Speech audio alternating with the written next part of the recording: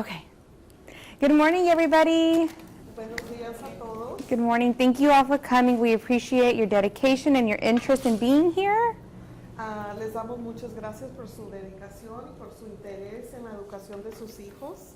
We want to thank Jack Lowe staff for allowing us to come and use their facilities and host the event and provide refreshments.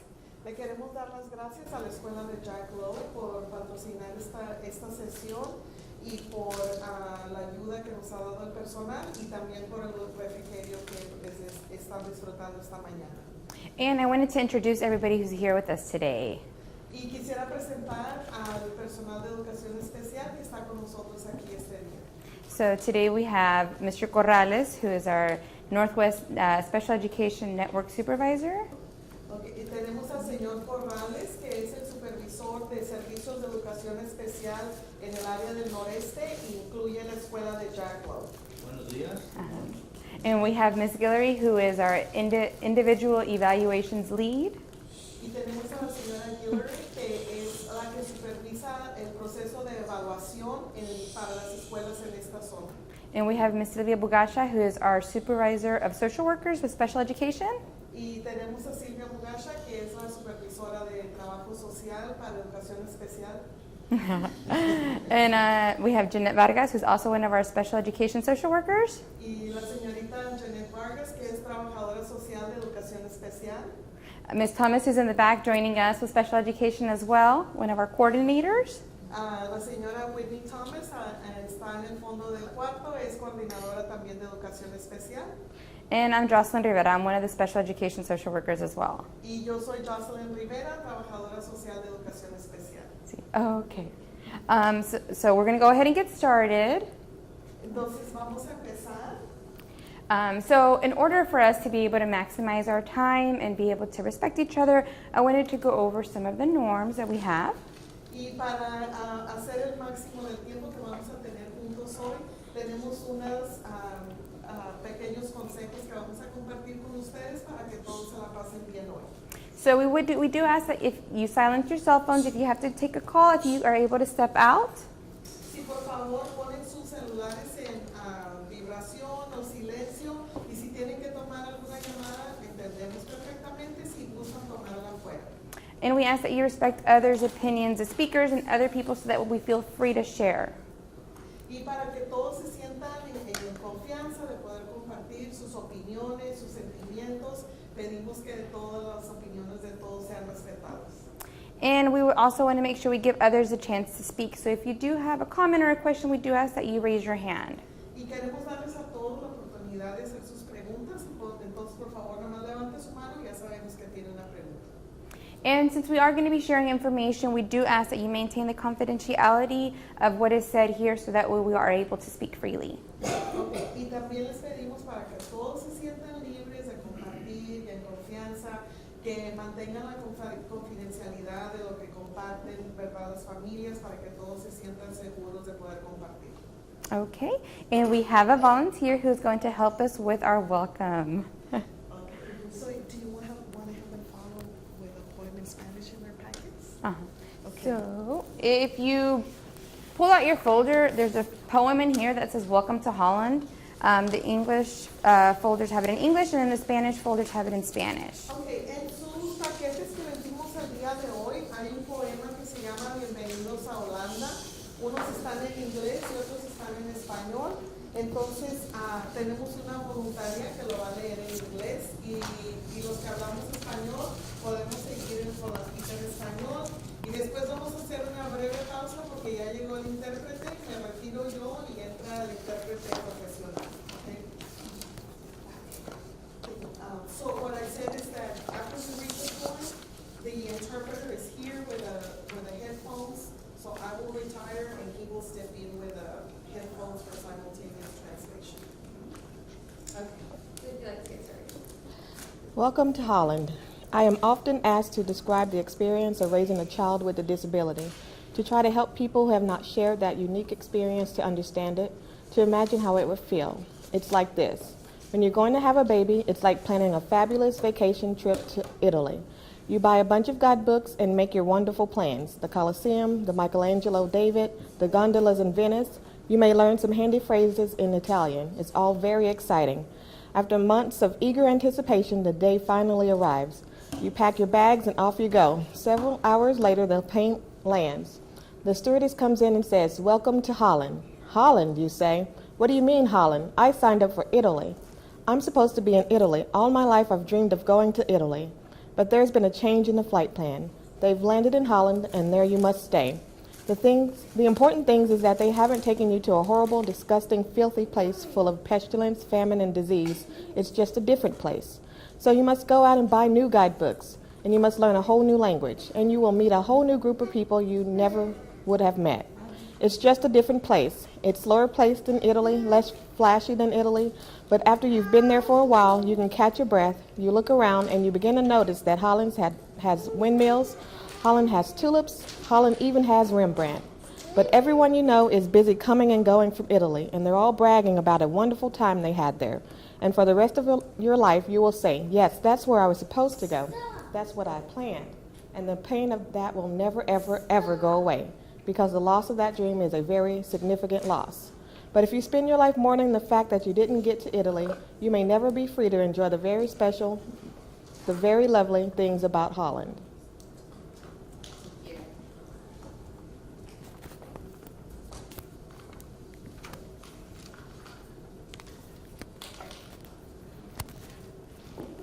Okay, so does anybody want to share how this poem made them feel? I know it talks about the journey being a different journey, so I didn't know if this seemed like personal to somebody, because I know we're all here for the same reason, because we all have children that are in special education.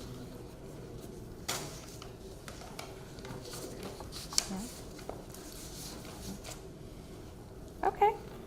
Well, this is for you to take home with you. This is a good example as to explaining kind of the feelings of the different journey, and also the different destinations. So if we would like for you to go back to this and kind of review how you feel on this.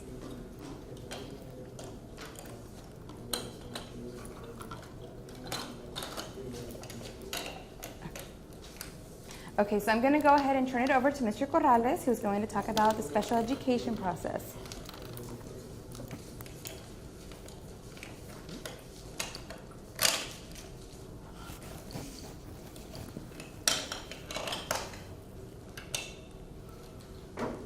Good morning.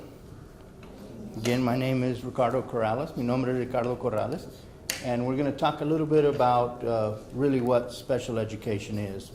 Some of you may have an idea because perhaps you've been involved in our meetings, and perhaps you've met with teachers and principals about what's going on with your students. And perhaps some of you are new to this process. So for those of you that are a little bit more familiar, then if you don't mind, just please kind of bear with us while we go over this information. But for those of you that are not aware, then this will be a chance to introduce a lot of what's going to happen going forward in the educational life of your child and in your educational life as the parent, okay? So if anybody has any questions or comments at any time while I go through the information, just raise your hand and ask me whatever you want. If it's a specific question about a school or a principal or a teacher, then we might have to table that for after the meeting, and I'll be glad to discuss things with you individually. But if they're general questions, then by all means ask the questions, because I'm sure that there will be other people that are going to have those same questions. Okay? So let's go ahead and get started. What is special education? Special education is specially designed instruction. Okay? That means that it is designed just for one person. Okay? One student. Every student in special education has a different plan. Okay? Some of them might look similar, because if they're in the same grade or they're in the same program, there will be similarities, but they won't be totally the same. Each one is going to be a little bit different, because just like all of you guys are different, so are our students. Our students are different in how they learn. Some can learn visually better. Some can learn in other ways by touching. There are just different ways to learn, and that's what kids do. They learn in different ways, and we try to help them learn in those ways, to work with their strengths. And wherever they have weaknesses, we try to help them lift up some of those weaknesses. Okay? It does not cost anything to the parents. Okay? If you have a student in special education and he is in a unit, in a program that needs a lot of attention, a lot of equipment, that does not cost you, should not cost you any money. Okay? The school district provides all of that. Okay? It is our responsibility to provide those services to you and to your child. Okay?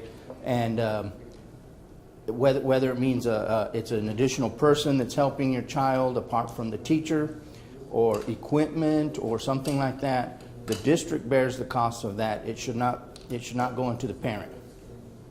Okay? Now, something that is charged a general ed student might be charged a special ed student. Some kind of fee for art or a field trip or something like that, then those are just general costs that, yes, that would cost. But if it's something directly related to the education of your child, it should not cost you anything. To meet the unique needs of the children with disabilities, like I said, it's all going to be unique towards one child, okay? And when the people get together, they will plan for that child.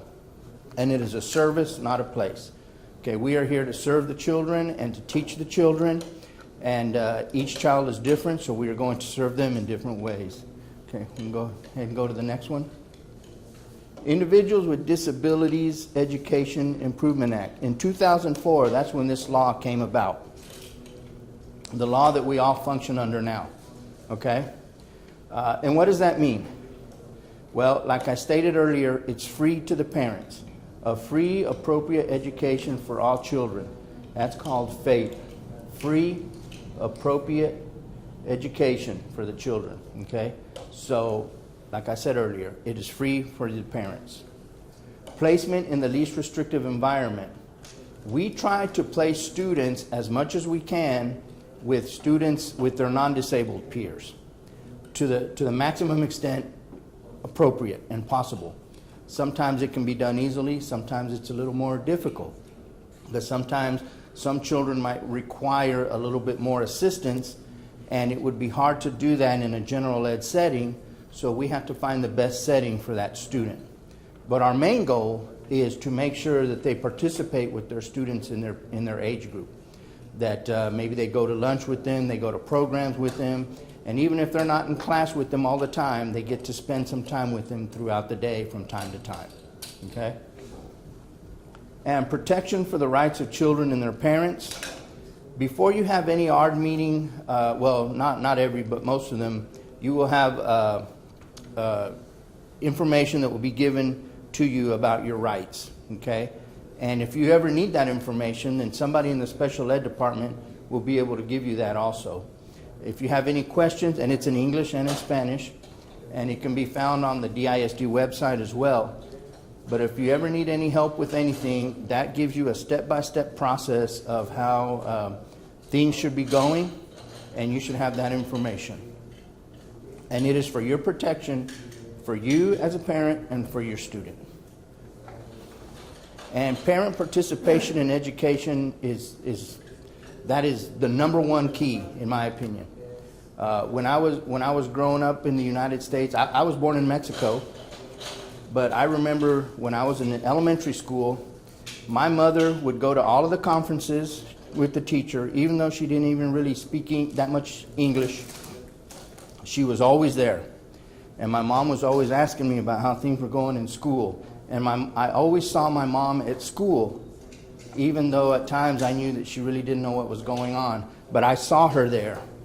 And when I saw her there, I realized this is important for her. Okay? And that's why you guys are here, because it's important to you. So that leaves a good mark on your children. When your children know, my mom is here for me, I need to do the best that I can, because she's trying. Okay? She's trying her best, I need to try to do my best. But it's important for the parent, as you know, to be in communication with the teacher, be in communication with the administrators, be in communication even with other parents, because that's the way that you guys build up that knowledge, and that's the way you build up the rapport with the school. And the communication with the school is going to give you more success. So that is very important. Your role as a parent is very important. Okay, we'll go to the next one. And this is a special education cycle. Like I said, some of you may be familiar with this, some of you maybe not so much. But typically it starts with a student in a class who is struggling academically or maybe in other areas. And then either the teacher or perhaps the parent, they think that maybe there needs to be an evaluation to see if there's anything going on. At that time, we don't know if there's anything going on, okay? So we have to have an evaluation. But before we have the evaluation, there needs to be a referral. And in that referral, that is something in writing where the parent says, I give permission for my student to be tested. We cannot test your student without your permission, okay? So you give that permission, and then we go forward with the testing. And it has to be in writing, okay? So once we start with the referral, then we go to the evaluation. And we will go into a little bit of that in a little bit with Mrs. Guillory. But in the evaluation, that is when an evaluator, a licensed evaluator, gives an evaluation to the child. And they do all kinds of different exams, okay, and evaluations. And after that evaluation, they write their report, they put their findings on the document, and then they determine eligibility, whether the student is eligible for special ed services or not, based on the evaluation, okay? Based on the eligibility, if the answer is yes, that he does require special education, then we go towards the IEP, and that stands for Individual Education Plan. Like I said before, it is one plan for one student. The plan that your student has is going to be different from the plan that your student has. They're all going to be different, okay? But based on this information, we come up with the IEP, and the committee meets, which includes you, hopefully. Hopefully you're involved in the committee with the principal, the teachers, and the parent, and you guys decide what the IEP is going to look like. What objectives are you going to work on, and what services is it going to need, and things like that. Once you do that, then we go toward the level where we start implementing that IEP in the classroom, and there's a licensed teacher, and that teacher works towards that instruction to help the student along with his IEP. And once that gets going, at least one time a year, you should have an annual review. Okay, at least once. Does that mean you can only have one? No, you can have more than one. If something else comes up and you want to discuss testing or you want to discuss something else that's going on, you can always ask for another ARD meeting. So you can have more than one. Don't think that just because you go to your annual that you can't come up here and ask for more help that requires an ARD. Because if you need it, we can always, accommodate and have another meeting if there's something going on. Or the teacher might say, we need another meeting. Or there might be some disciplinary actions that require another meeting. But there are different reasons for the meetings. But once we get this going, it goes every year. So every year there will be an annual review, at least one, okay? And hopefully you guys will be able to participate in that. I think that concludes my part, but if you have any questions, go ahead and go to the next one. Yeah, do you have any questions? Does anybody have any questions about the information that was covered? Okay. If not, then if you have individual questions afterwards, I will stick around. I will be here, and I will be glad to meet with you and answer any questions, okay? It was nice to meet all of you. Thank you very much. Mrs. Guillory?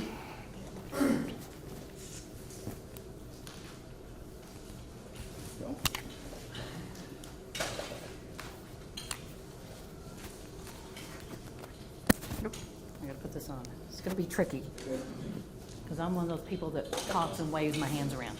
So, I'm going to talk about the referral process, the timelines that go along with evaluations, the types of disabilities, and then interventions.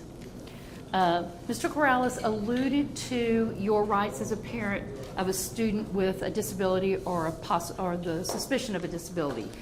When we get a consent, you are given a booklet that looks like this. One side has English and the other side has Spanish, and you get this one time in the process. And in here, this is called the Guide to the Admission Review and Dismissal Process, or the ARD process. And this sort of goes through the whole process from start to finish.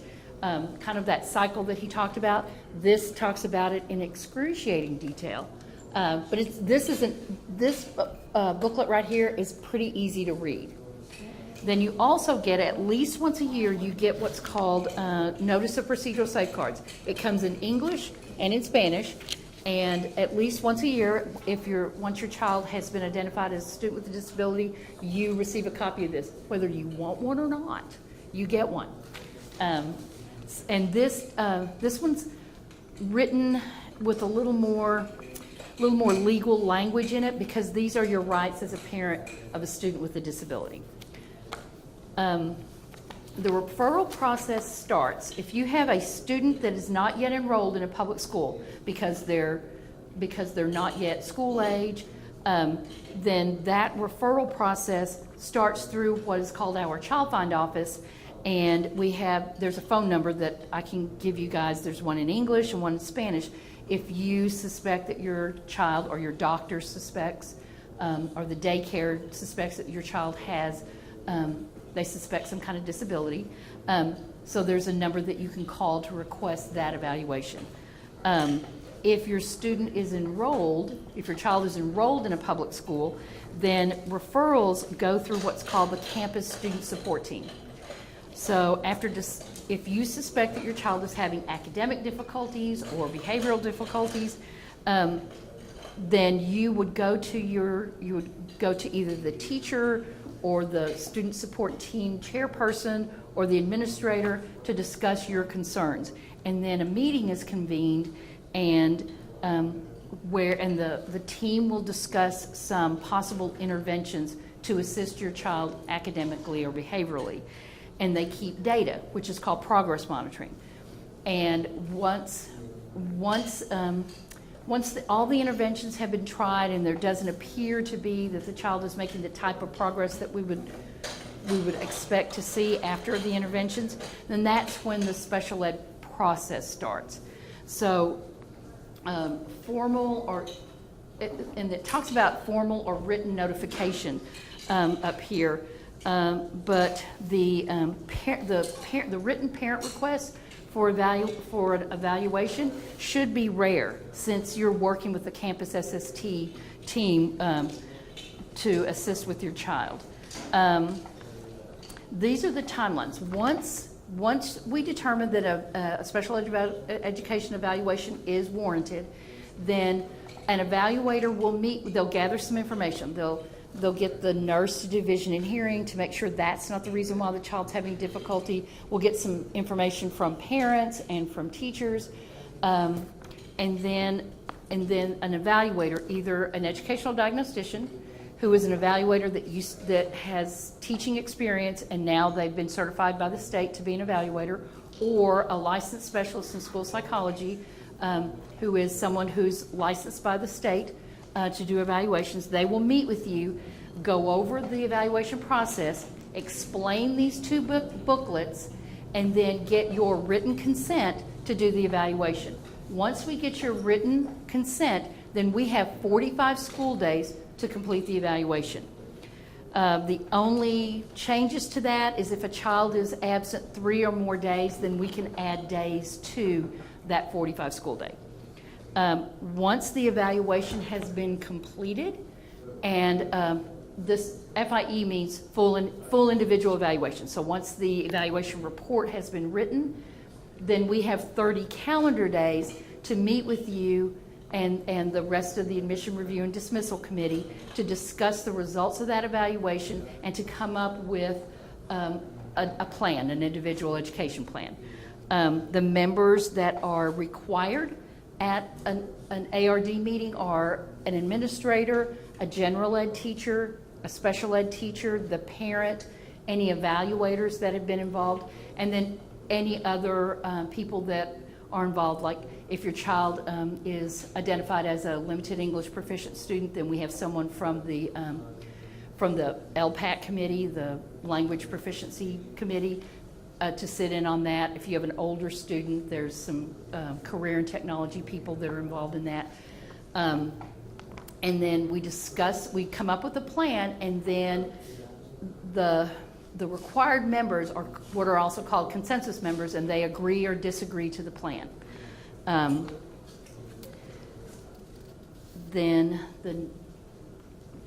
This page right here talks about all the disabilities that are identified under IDEA.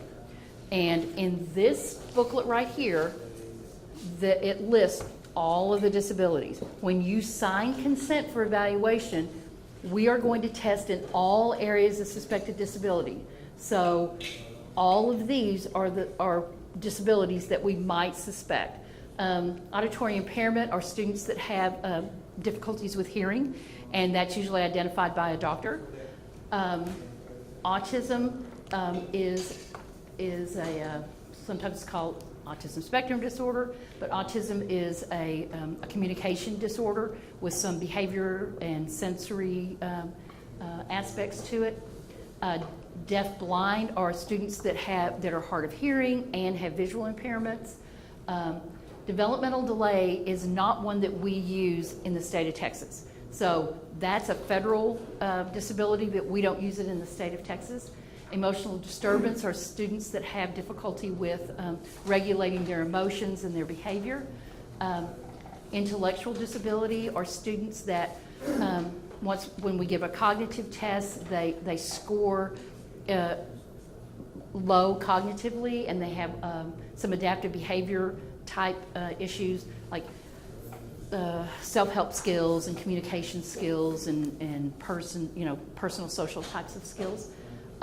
Multiple disabilities are students that have 2 lifelong disabilities. So multiple disabilities are really for our students that are the most severely disabled. Non-categorical early childhood are for students that are ages 3 to 5. We start testing students and identifying students at the age of 3. We serve students in special ed from the ages of 3 through their 21st birthday. And so non-categorical are students that are young, and we suspect that they have one of 4 different disabilities. We suspect that they might be intellectually disabled. We suspect they might be autistic, or we suspect that they might have an emotional disturbance, or we suspect they might have a specific learning disability. But because they're so young, we're not sure of that label. So we call them non-categorical, and then before they turn 6, we test them again in order to determine what disability they have. And that one's a new one. We had it before, it went away, now it's back. And then other health impairment are students that have some kind of health concerns, and we need a doctor to sign that disability report to let us know what their health impairment is. Orthopedically impaired are students that have difficulty ambulating, walking around, or they have difficulty using their hands in certain ways. Speech impaired are students that have difficulty making the sounds of speech, or understanding speech, or using speech in a way that they can communicate with everybody. Traumatic brain injury are students that have had some kind of injury to the brain, usually through like a car accident or a fall or something like that. It's some kind of external force to their head that causes them to have a brain injury. And then visually impaired are students that have difficulty seeing. So those are the disabilities that we test for. And those are the disabilities that you are going to give consent for. Okay, and then we've talked about interventions. Like before the referral process starts, there are different kinds of interventions. Teachers are constantly doing interventions, and those are just things that they do in the classroom in order to assist students in their learning. Some students learn faster than others. Some, like Mr. Corrales was saying, they learn in different ways. So you might have to help a student learn math by using counters or using a calculator, or so they put in place some interventions to assist students so that they can learn how to read, learn how to do math, and learn how to write. And then and those are usually evidence-based, and they're instructional types. There's also behavior interventions to assist children in being able to regulate their behavior so that they can learn in the classroom. The full and individual evaluation that we complete will have recommendations for instruction and behavior based on the data that we collected and based on the data that we got from the evaluations that we completed. And then there are database decisions and progress monitoring that we keep in order to determine if those interventions that we put in place are actually the ones that are appropriate for the student. Because sometimes you try something, it doesn't work.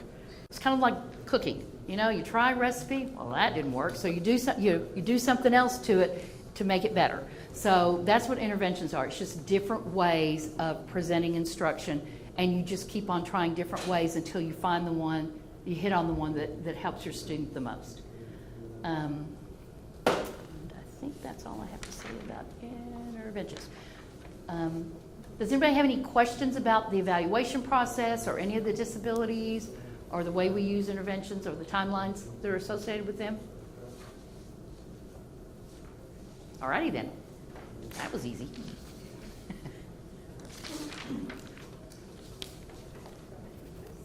Yeah.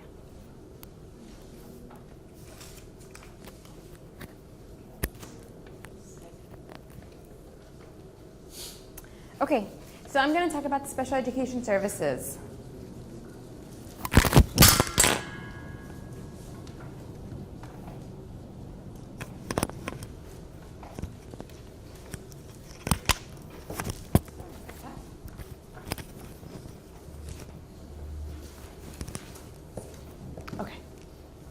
Okay, so this picture right here gives us an idea about a child. So a child has a lot of different environments. They have the physical environment, their community involvement, any health, any nutrition, any counseling, and of course any social emotional that your child has going on. So we want you to understand that you have the bird's eye view of your child. You know how your child is at home. You know how your child was when they were born, when they first started, moving. You know your child better than anybody else. So we do have our experts here with the education part of the special education, but you are your child's expert on their challenges, on their strengths, and you know what has been able to work for them and those moments that maybe you've had a little bit more difficulty. So we want you to understand that you are the expert on your child. And on their progress, and so that way we want to make sure that you are empowered to be able to let others know what you know about your child. So because you have all of these experts, and then when you come to these ARD meetings, we want you to be able to collaborate with everybody. So can you go on to the next slide? So who all here has been to an ARD meeting? Yeah. So that's the beginning, of entering the admission process of the entering into special education. So we've all, assisted an ARD meeting, or maybe by phone, maybe in person, but we've all been able to be there, right? So does anybody remember the first notice about the ARD? It's kind of like an invitation.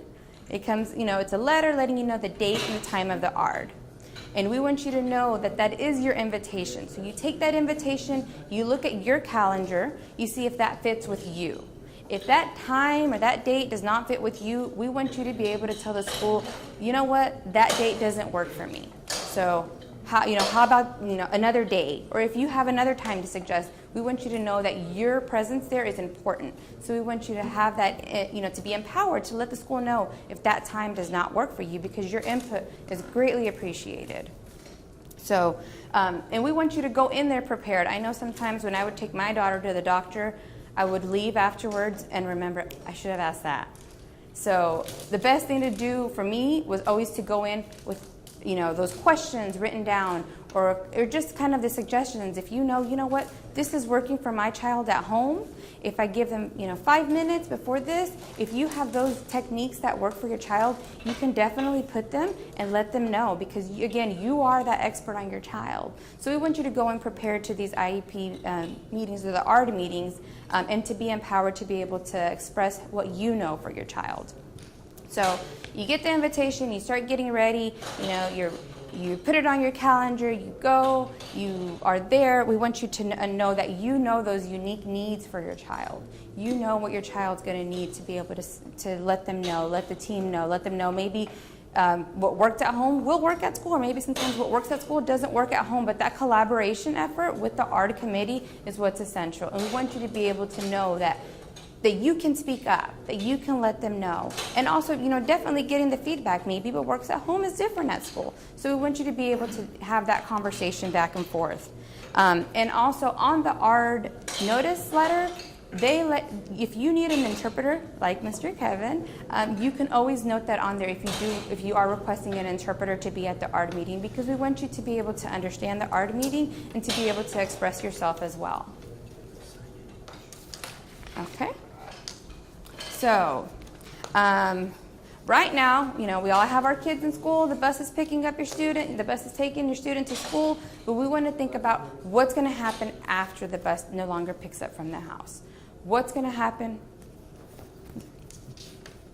What's going to happen when your child graduates? We want you to be fully prepared for that moment when the bus no longer comes to pick up your child. So we talk about transition. For our students that are diagnosed with autism, that transition, that thinking of the future, it starts when that child's diagnosis. So for our children who do not have that autism diagnosis, it starts at 3. They'll start talking about transition. And because you are your child's expert, you know what your child likes, you know what your child doesn't like, we want you to be able to let them know kind of maybe a type of career path. If your child really does well with plants, you can let them know in the ARD meeting when they're talking about transition, you know what, my child really does well with plants. Or my child likes to take apart electronics. Things like that you've noticed in your child throughout the years, that's something that you can share in that transition planning, because that child may not be able to tell them at school what they like. So if you know those things, that's something that you can let them know in preparing for that life after school. Because you're going to be there. We're here until your child, ages out, and then after that, the parents are still going to be there, the guardians are still going to be there. So we want to help in that transition planning, but sometimes parents have that insight knowledge with what the child likes or possibly doesn't like. Okay. So, we of course want you to learn as much that you can about your child's disability.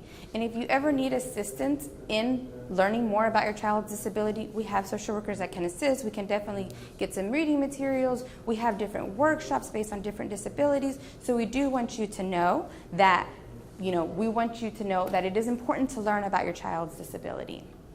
And also, again, your child's learning style. We want you to be able to help identify those strengths and those weaknesses. Maybe you know what's working at home. Again, letting them know what your child is really, really good at, because your child may not tell them sometimes. They may be scared to say, I really like to do this. Or when I learn like this really helps me. So sometimes you have that insight knowledge again. And then maintaining the communication line open with your teacher and other professionals. I know different campuses have different forms of communication. There's the Remind app, there's different types of apps. Find out what is the preferred communication with your child's teacher, and if you ever have to speak to the principal about a concern, find out what's the best way to kind of voice those concerns, because we want you to be empowered to be able to speak to the staff at the campus. We want you to be able to speak to the staff at the campus. Okay. And so we want you to, of course, be a champion for your child. We want you to send your child to school every day that they're able to. I know sometimes we may think maybe we can keep them at home, but your child does well with their peers, their learning, that routine. And when the child starts missing a lot, that may tend to affect them. So we do want your child to be in school when they are able to go to school. We want you to know your child's IEP. I always recommend for parents, if your primary language is Spanish, to get it in Spanish and in English. So that way, in case you ever have to take it to a medical professional or to anybody else, you have it in Spanish for you, but you also have it in English in the event that anybody else asks for it. But we want you to definitely know your child's plan and know if they have a bib, know that, so that way you can help identify if there are any challenges. We want you to keep careful records of your child's education. So I know that having a folder for your child's education is really good. Kind of maybe having a manila folder, having those ARDs in there, having the evaluations in there. I've seen people who sometimes have binders to make it easier to scroll through. But we do ask that you do keep the record of your child's education. And if you need assistance in obtaining any of those ARDs or FIEs, the campus can help, so that way you can have those for your records. Okay, and we want parents as well to provide the opportunities for inclusion and enrichment. So inclusion is everywhere. At the campus, we do try to have children go into the inclusion setting, sometimes whether it's PE, depending on your child's ability. We do try to include the children as much as possible, but we also want you to be able to include your child as much as possible, given, of course, their circumstances. We do have our monthly calendar that has different events that are in the community that your child is able to go to, that most of the time we make sure that we put if they are, sensory friendly. So we want you to make sure that if you are able to take your child, to take them out. That way they don't just stay in the home. That way they are still able to be a child and go out and with the other children and experience what the other children are able to experience as well.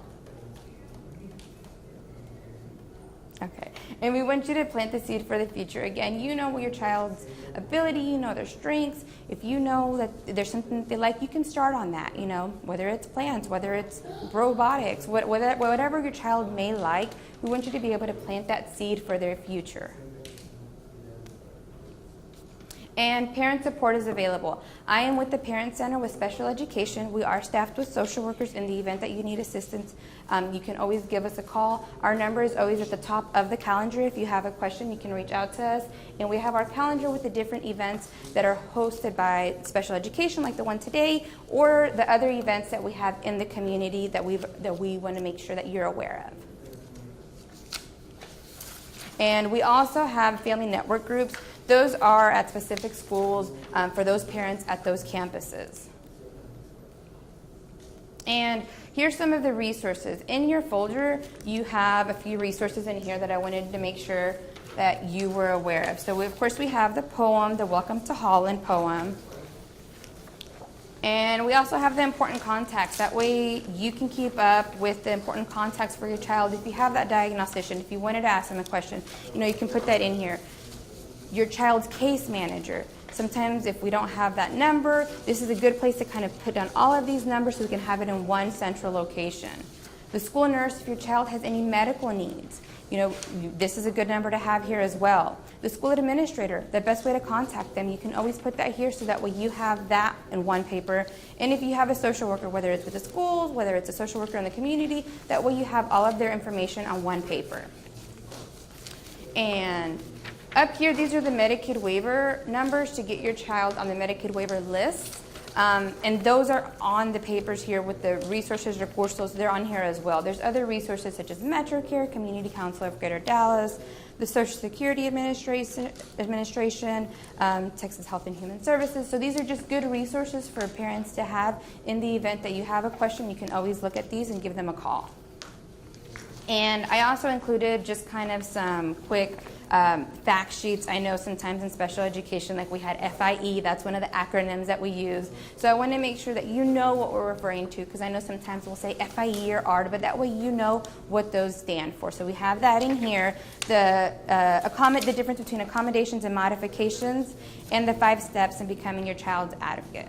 So we want you to be empowered to be able to be your child's advocate. Any questions? So this is Mr. Corrales, Ms. Guillory, and my information. Oh, yes. The calendar. Is it online? Is it on the special education website? Yes. Okay, so yes, it is. And we have some here as well. If you'd like to have it emailed to you, we can also make sure that we get you on the email list so you can get it every month as well. And the link for the website is on the calendar. Okay. So the link for the website is on the calendar. Yes? The ARD committee? So the ARD is held once a year, the annual ARD, but if there is an ARD that needs to happen throughout the year, a parent can always request that. If the campus has to have a revision ARD, then they will have that as well, but there's at least one a year. Any other questions? Uh-huh. Es necesaria esta parte de la evaluación que se les hace aquí en la inicial, ¿verdad? Ajá. Ya con un diagnóstico. ¿Es necesario que también le hagan la de MetroCare? La evaluación de MetroCare. Uh-huh. So she's asking if they have to have a separate evaluation at MetroCare if they've had an evaluation with the school district. No. If you've had an evaluation, when you go to MetroCare, I would take it so that they can see it. Mhm. And if you need assistance getting those evaluations, again, we can help you find the right person to get you these evaluations so that way you can have There them. is a doctor that, like, if you're going there for like ADHD or some kind of medical, the doctor has to make a diagnosis that perhaps you want to add another disability to your child's. Okay. So we'll have Ms. Guillory kind of explain a little bit about that.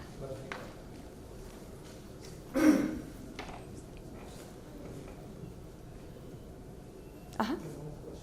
Just to schedule an IEP, the ART, which number did we have to call? That's going to be at the campus. Your student's case manager? Yeah, you can talk to your student's case manager on that.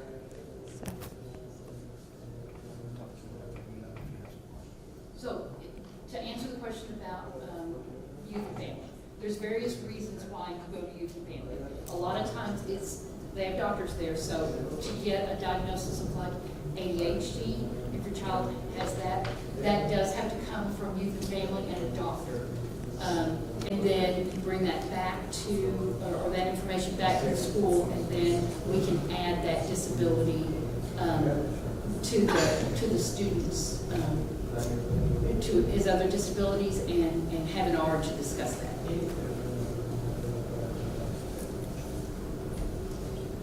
Es lo mismo, Youth and Family y MetroCare.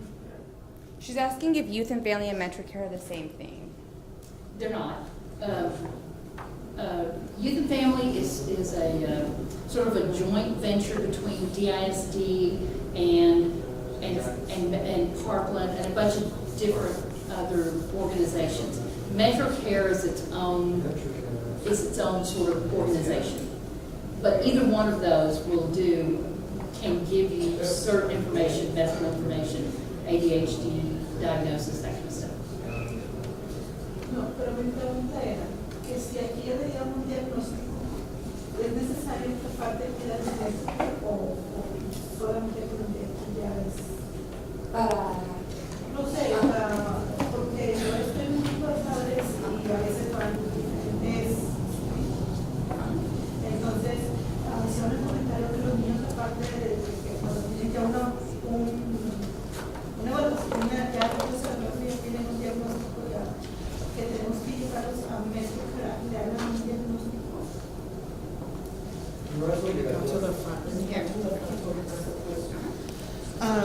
So the question is, when a child receives an educational evaluation in the school district, do parents have to take them to MetroCare to get another evaluation?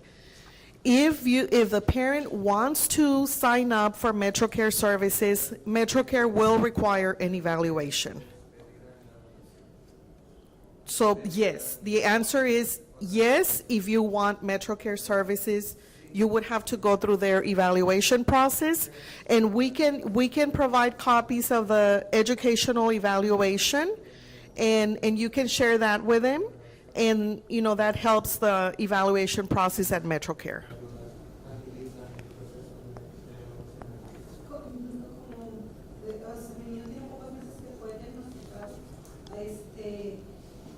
No sé qué es médico, o sea, como me dijeron, tiene que ser primero que hice porque yo solamente sabía, pensé que era aquí, ¿verdad? Okay. Pero me hicieron el comentario que tenía que ser, pero ¿es necesario o no? O sea, Okay. So So the question is, my child was recently evaluated by the school district, and parents are telling me that I have to sign him up for services at MetroCare, and I do not know what MetroCare is. Do I have to sign up with him? What is MetroCare? MetroCare is the local authority in Dallas County that receives funding for children and adults that have mental health issues or intellectual disability, that need intellectual disability services. In the past, intellectual disability was known as mental retardation. Now we call it intellectual disability. So MetroCare is the agency for this area that receives the funding to provide those services. And they do have a lot of programs, you know, that a continuum of services. It is up to you if you want to sign up to access those services. Also, they manage the wait list for community-based services. A lot of our children with disabilities, or all children with disabilities, when they become adults, they can access funding for services in the community when they exit the school system. You have to sign up for those wait lists or interest lists, as they are now called, with MetroCare. They are about 10 to 12 years long. So you need to sign up immediately. Every year, you will receive a call from them. Do you wish to remain on the interest list? Okay? And you make sure that you establish that contact every year so that your child is on that list. And when they exit the school system, you have access to those services. Does that help? ¿O tiene preguntas todavía? Or do you still have questions? Yes, ma'am.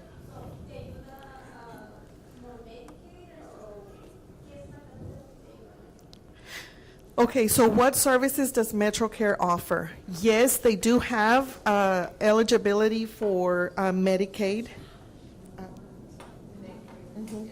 Sí tienen servicios de elegibilidad. I'm sorry, go ahead.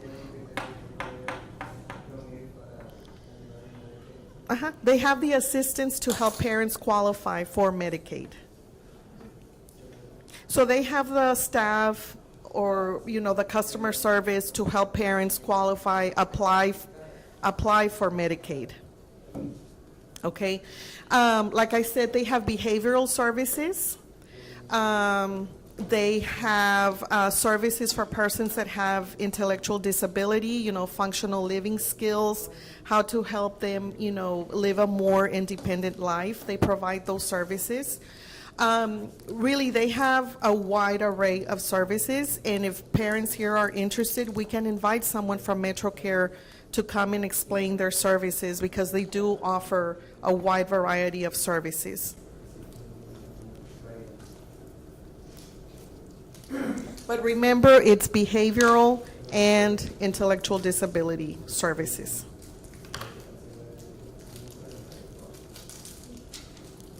Any other question?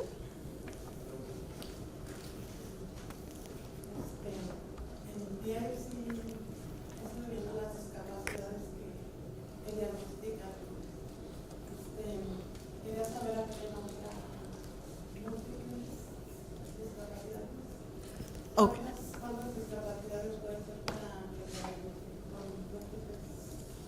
Okay.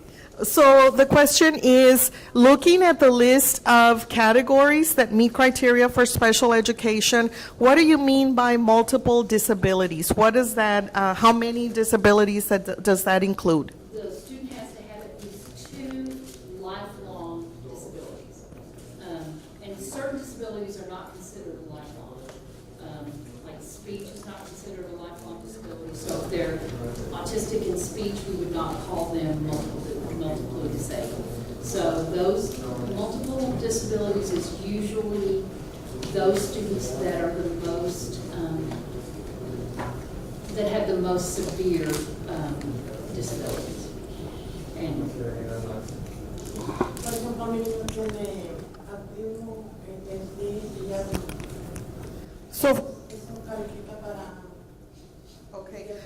So, for example, my child has autism, ADHD, and asthma. Does that qualify as a multiple disability? Probably not. Because, well, you know, asthma is something that can be treated. You know, ADHD is something that, with medication and with counseling, can be controlled. Autism is a more lifelong type disability, but it kind of depends on sort of the severity of those other health impairments with asthma and ADHD. Bueno, también tiene problemas. Bueno, eso es una idea para que se recuerden que podría consultar en la pediatría.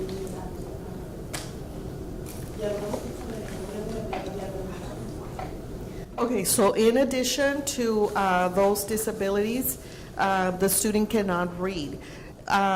In the upcoming ARD, do I need to request an evaluation? What can be done? You can request an evaluation anytime you want. But if the child is not making progress on their IEP goals and objectives, then the ARD committee should also put in place some other interventions or some other services to assist with reading instruction to make it more successful. Okay, yes, ma'am. One kid who's deaf in one ear. Does that qualify as special education? She doesn't need services, just doesn't hear. So the question is, I have a student who is deaf in one ear. Does that qualify for special education services? Nothing else is needed, but the deafness in one ear is there. We would get some information from your doctor. There's, for an auditory impairment, we need two, we did an otological, which is from a doctor, and then we need an audiological, which is from a different kind of audiologist. So you get that information, you bring it to the school, and then we have one diagnostician.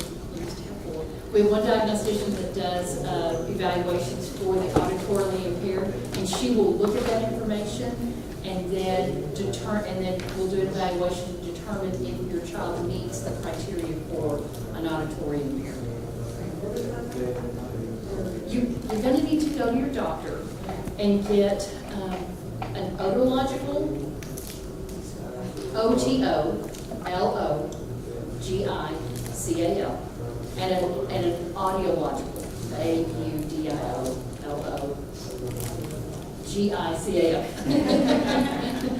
Sound it out. But you can start at your campus, okay? Is your child enrolled in public school right now? I would start with a school nurse. I would have them do an initial hearing eval. And then, did the district audiologist do some kind of testing? I'm not sure. She gets her eyes once a year, And what does she identify as? um, But I mean, so I would start there with your school nurse, and because if they fail the hearing test that the school nurse does, then we refer them to one of our district audiologists, and then from there they'll recommend those other, the otological and the audiological. And then once those have been completed, they can steer you towards where you need to go for those. And then once we get that information, then we can do another evaluation. Okay? And if you need assistance navigating that process, if you need more information to navigate the process, you can also call the Parent Center, and a social worker can help you find the information you need to get your question answered. I'm going to go to the question. I already know the answer, but it's something that I kind of struggle with, so I just wanted to put it out this way. Support groups through you guys on your website, any other services that can be done outside, not only for ourselves and the students, but for families, because some of us have families that don't understand the disabilities our children have. And therefore they think we're making up excuses. that's, like I said, I've already gone through all that, but I found myself navigating through a lot of that stuff, and I'm wondering if you guys at least have some, links on your websites to help us navigate through all that. Even chat rooms are really helpful. So the question is, does the Parent Center provide links for support groups or information sessions for immediate and extended family because they lack the information on the disability of the child, and perhaps at times they think that parents are making excuses, or chat groups, because that would be very helpful for parents. We have the Parent Center and the social workers have started the special education family networks, and those are monthly meetings for parents of students that have children who receive special ed services at a specific school. For example, we would invite all the Jack Lowe parents, and they would meet monthly, to talk about information on disabilities or services in the community, or you get to network with other parents, you get to see the staff at the campus more often. So we have that going on right now, mostly in the high schools. It's a very big district, but if an elementary school makes the request, if we have enough parents here who want to see that happen, like the Jack Lowe parents, and the request is made, we can see how that can be accommodated. We also offer, in your packets, there is a calendar, and we also offer, if somebody can show their calendar, can I borrow somebody's calendar?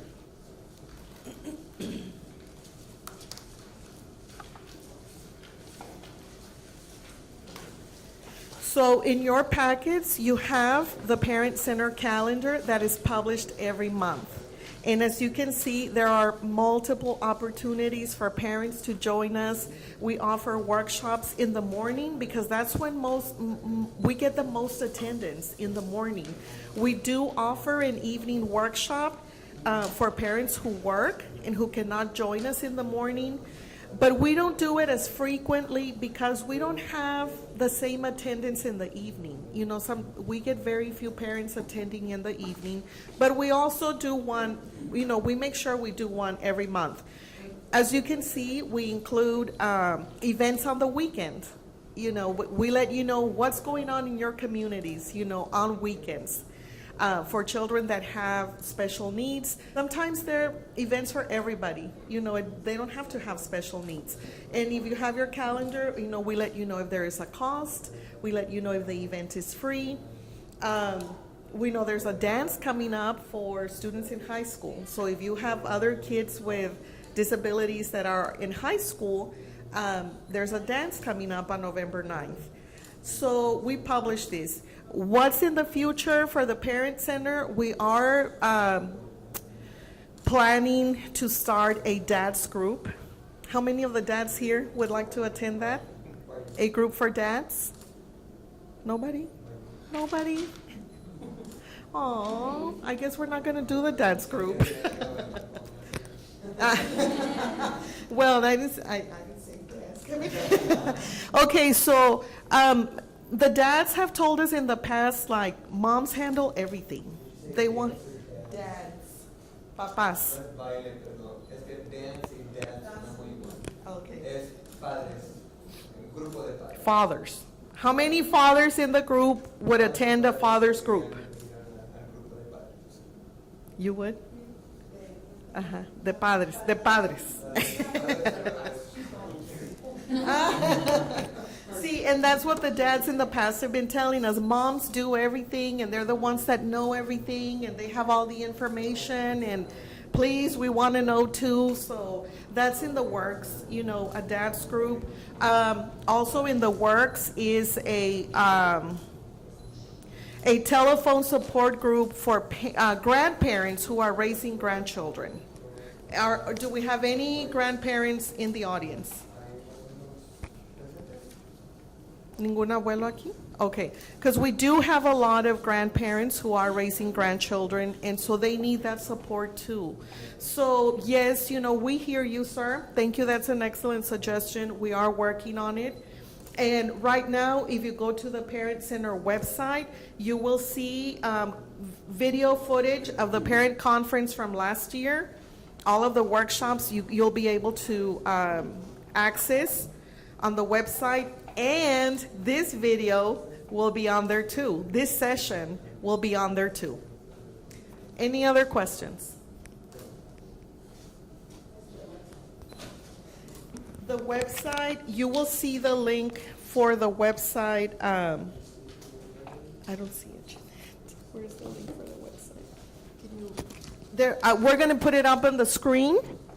We're going to put it up on the screen for you. In the meantime, who else had a question? Yes, ma'am.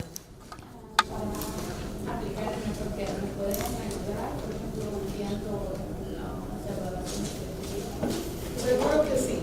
Absolutely. The question is, can you all help us make the access MetroCare services? Yes, our social workers will be more than delighted to help with the referrals to MetroCare.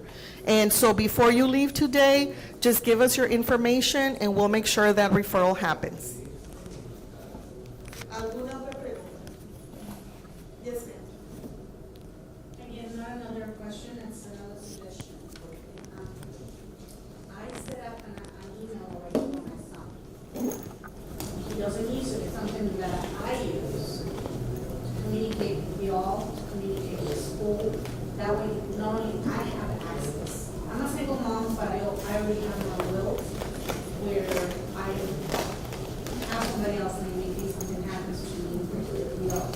They have access to that email. That way there's a history of everything that's going on with my son because he is a special needs child. Whether their disabilities are pronounced or not, somebody else other than yourself should know what's going on or have access to that stuff. So if you set up that email and not only you have that access, that would be something really good in case something else happens. Like you said, the dad's like, well, she's the one that takes care of everything. Well, you have access to the email. Read what's going on. Educate yourself on what's going on. And it's just a suggestion because in that way also, if your child is not as pronounced on the disabilities, whenever he turns of age and he can go on his own, his or her own, they can access all that stuff and have a history of who they are and where they've been and where they're going. Like you said, transition. Transition is you keeping the records of them from the minute they get diagnosed till they're on their own.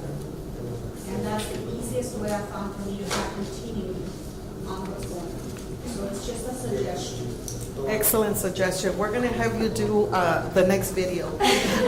So the suggestion is for all parents who are here and those who will be listening to us in the future, one of our parents is suggesting that you create an email for your child that you use to arrange services, to communicate with any service providers, anything related to the child's disability. And that you give access to another family member. Somebody else, needs to know what is going on with your child, not only you. The suggestion also includes that you set up a will, so that in the event that something happens to a parent, the arrangement is already made in advance of who will assist, the child with special needs. And your name is again? And suggestion by parent Edith Chavez. Thank you so much. Thank you. Excellent suggestion. Any other questions? You have been an awesome group. Thank you so much. We appreciate you. We appreciate you being here with us this morning. And again, thank you for your dedication and your participation in your child's education. Any final words, Mr. Corrales? No? Anybody else? Ms. Guillory, Ms. Rivera? No?